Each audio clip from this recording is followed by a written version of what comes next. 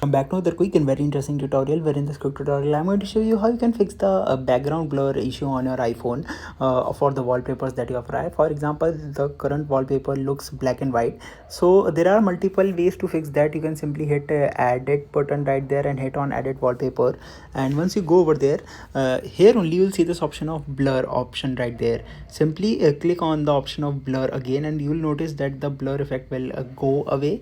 Or what you can do, simply go to the multiple wallpaper settings just by pressing holding the lock screen. Simply select any of the Wi-Fi or add the new one, and when you hit the apply button, it will ask you to edit the home screen automatically.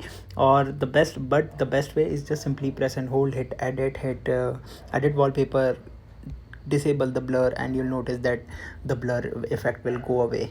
Alright, so that's it for this tutorial. I hope this video will be helpful for you. Make sure to hit the like button and subscribe button for more such helpful and interesting tutorials. See you in the next one. Take care.